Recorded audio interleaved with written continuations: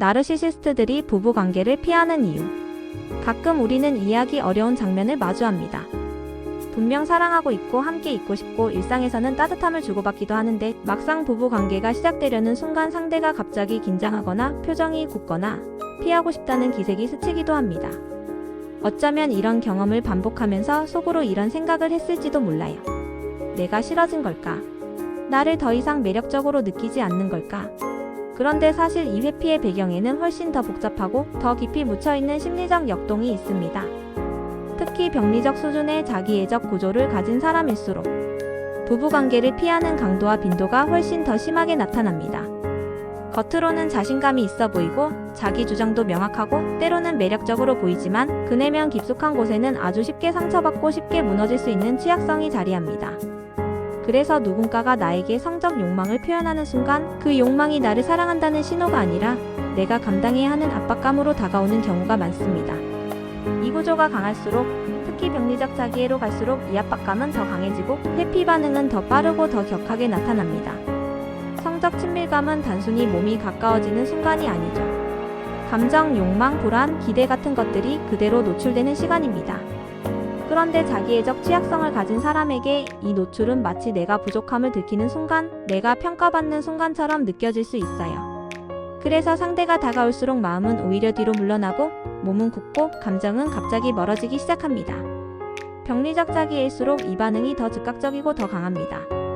상대의 욕망을 바라보는 시선이 이렇게 뒤틀리기 때문이에요. 내가 그 기대에 부응해야 한다. 내가 잘하지 못하면 실망할 것이다. 실망은 곧 버림일 것이다. 이런 생각들이 아주 빠르고 강하게 지나가고 이는 성적 욕구를 감당할 수 없다는 불안으로 이어집니다. 그러면 성적 욕망을 주고받아야 하는 순간 자체가 두려움을 일으키게 되고 결국 부부관계를 피하는 사람처럼 보이게 되는 거죠. 특히 중요한 부분은 이거예요. 병리적 자기애가 강할수록 대상 기반 욕망은 거의 작동하지 않고 감각적 자극에 의한 욕망만 남게 된다는 사실. 대상 기반 욕망은 상대와 감정적으로 연결되어 있을 때 생기는 욕망, 즉 상대라는 존재 자체가 욕망의 원천이 되는 방식입니다. 반면 감각적 자극 기반 욕망은 자극, 판타지, 특정 조건 등 상대와의 정서와 무관한 자극에서만 발생하는 욕망이죠. 건강한 사람은 두 가지가 함께 작동하지만 병리적 자기애가 강할수록 대상 기반 욕망이 거의 소멸합니다. 그 결과 부부관계에서는 이런 현상이 나타나요. 함께 있을 때는 흥분이 안 된다. 감정적으로 가까울수록 더 안 된다. 특정 상황, 특정 조건, 혼자 있는 상황에서는 가능한데 정작 배우자와 함께 있을 때는 욕망이 사라진다. 몸은 있는데 마음은 없다. 가까워지면 갑자기 공허하거나 부담스럽다. 이게 바로 대상 기반 욕망이 기능하지 않는 상태입니다. 부부가 애정은 있는데 성관계가 점점 줄어들고 피하고 대화가 어려워지고 어떤 사람은 아예 시도를 하지 않으려 하는 이유가 여기에 있어요. 병리적 자기애일수록 타인을 주체로 경험하는 능력이 약하고 상대의 욕망과 감정을 있는 그대로 받아들일 수 있는 정서적 공간도 좁습니다. 그래서 상대의 성적 욕구는 나에게 다가오는 사랑이 아니라 내가 감당해야 하고 맞춰야 하는 압박처럼 느껴지고 결국 그 상황 자체가 두려운 공간이 되는 거예요. 그런데 중요한 건 이 회피가 사랑하지 않아서 생기는 게 아니라는 점입니다. 오히려 그 반대인 경우가 많아요. 가까워질수록 불안해지는 마음, 들킬까 두려운 마음, 내가 충분하지 않을까 걱정되는 마음 때문에 몸과 감정이 먼저 멈추는 겁니다. 많은 내담자들이 이렇게 말합니다. 제가 거부하고 싶은 게 아니에요. 그 순간 너무 불안해져요. 남편이 다가오면 긴장돼요. 제가 잘해야 한다는 압박이 들어요.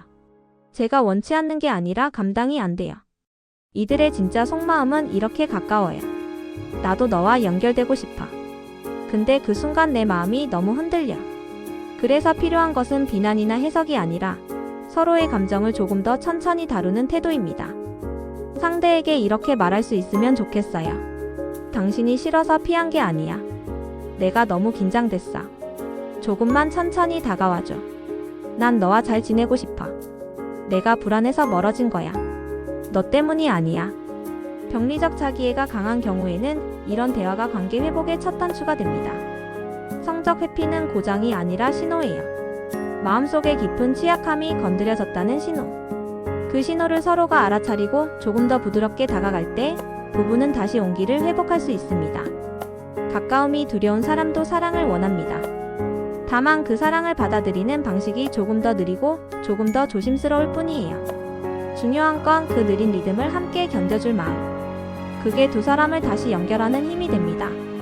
마음마루 온입니다.